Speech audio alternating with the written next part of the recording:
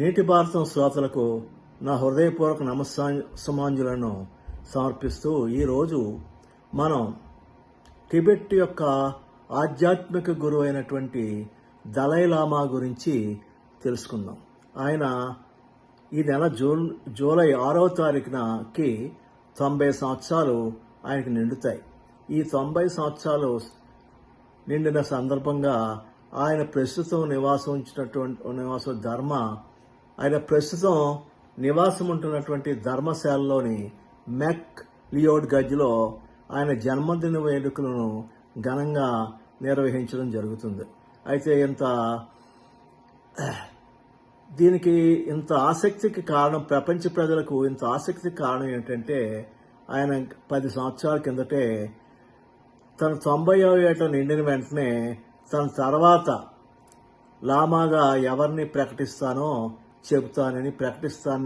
చెబుతానని చెప్పడమే ఈ హడావుడికి కారణం. ఇది భారతదేశం, తర్వాత మిగిలిన యుఎస్ మొదలగు దేశాలు, తర్వాత చైనాకి కూడా ఒక ఆసక్తిదాయకమైనటువంటి సంఘటనగా ఆయన చేసేటువంటి ప్రకటన తెలుస్తూ ఉంది. అయితే ఆ ప్రకటన ఇప్పుడు ఎలా ఉంటుందో మనం తెలుసుకుందాం. ఇది బౌద్ధులకు మాత్రమే కాకుండా చైనా, భారతదేశం, యుఎస్ అంతకు మించి ప్రపంచ ప్రాముఖ్యతను కలిగి ఆ ప్రకటన ఉంటుందని భావిస్తున్నారు. ఈ ప్రకటనలో దలైలామా తన వారసత్వం గురించి ఏమంటారో, దశాబ్ద కాలంగా తన 90వ జన్మదినమే తన ఆధ్యాత్మిక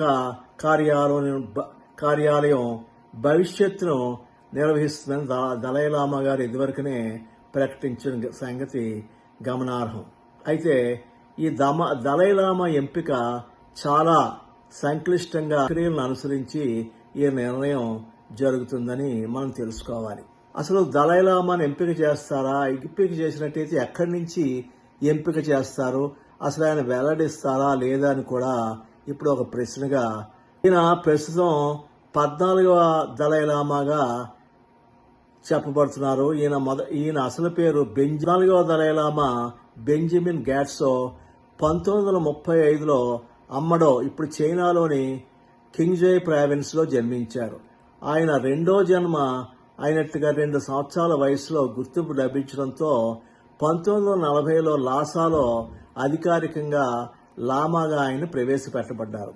దలైలామాలు చారిత్రకంగా టిబెట్లో ఆధ్యాత్మిక మరియు రాజకీయ అధికారాన్ని కలిగి ఉన్నారని అందరికీ తెలుసు. 1950లో చైనా ప్రాంతాన్ని ఆక్రమించిన తర్వాత ఆ అధికారం మారిపోయింది. అప్పటి నుండి ఆయన ధర్మశాలలో, అంటే భారతదేశంలో శరణార్థిగా ఉన్నారు. మరియు టిబెట్ బౌద్ధులకు ఆధ్యాత్మిక నాయకుడిగా మరియు చైనా నియంత్రణకు వ్యతిరేకంగా వారి ప్రతిష్టకు ప్రపంచముఖంగా ఆయన పనిచేస్తూ ఉన్నారు.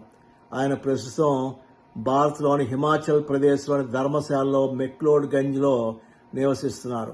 1959లో చైనా రాజ్యక్షేమానికి వ్యతిరేకంగా విఫలమైన తిరుగుబాటు చేసిన తర్వాత ఆయన అక్కడ శరణార్థిగా నివసించడం గమనార్హం. ప్రస్తుతం ధర్మశాలలోనే ఆయన నివాసం కొనసాగుతూ ఉంది. అయితే 2011లో దలైలామా సంస్థ కొనసాగాల లేదా అనే నిర్ణయం తీసుకోవడానికి సీనియర్ భిక్షువులతోనూ మరియు టిబెట్ ప్రజలతోనూ సంప్రదిస్తానని చెప్పడం జరిగింది.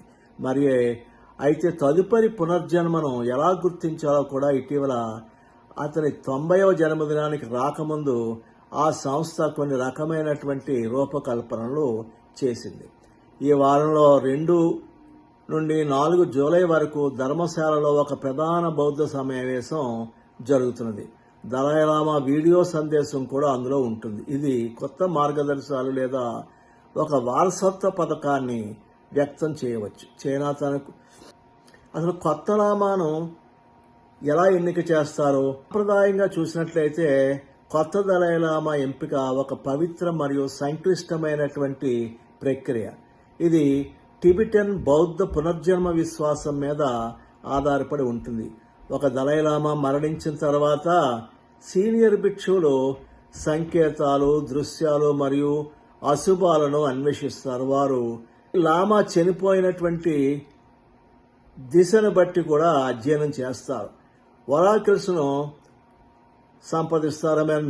నిద్రలో వచ్చే కళలను కూడా అర్థం చేసుకుంటారు. తరచూ శోధన చేస్తూ తదుపరి పునరుత్థానం స్థలం గురించి కొంత విదేశాలు. ఈ మొత్తం ప్రక్రియ అంతా సంకేతాత్మకమైనది, ఆధ్యాత్మిక పరమైనది మరియు టిబెటన్ సాంప్రదాయాలకు ఒక రికార్డ్ లాగా బాధ్యత కలిగినదిగా ఉంటుంది.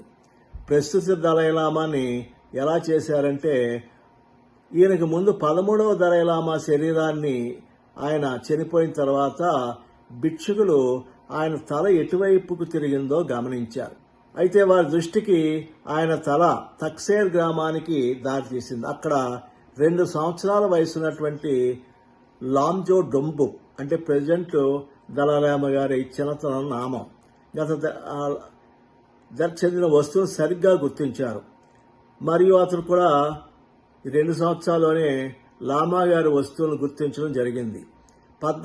అప్పటి నుండి 14వ దలైలామాగా ఆయన ప్రకటితమయ్యాడు.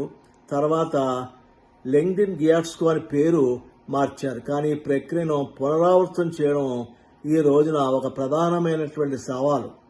చైనా తన పద్ధతిలో తాను దలైలామాను నియమిద్దామని చెప్పి భావిస్తుంది. ముఖ్యంగా చైనాకి ఏంటంటే, తన చెప్పు చేతల్లోనూ తను చెప్పిన మాట విని తమ ప్రకారం నడిచేటువంటి దలైలామా కావాలని వారి కోరిక. తర్వాత చైనా యొక్క మరొక లక్ష్యం ఏంటంటే, ఈ టిబెటన్ ఉద్యమాన్ని తమ కంట్రోల్లో ఉన్నటువంటి లామా ద్వారా ఈ ఉద్యమాన్ని బలహీనపరచాలని వారి ప్రధాన ఉద్దేశంగా మరి గమనింపబడుతుంది. మరి ప్రజెంట్ 14వ లామా గారు మరి ఏమి తమ తర్వాత వారసుడిగా ఎవరిని ప్రకటిస్తారో చూడవలసి ఉంది.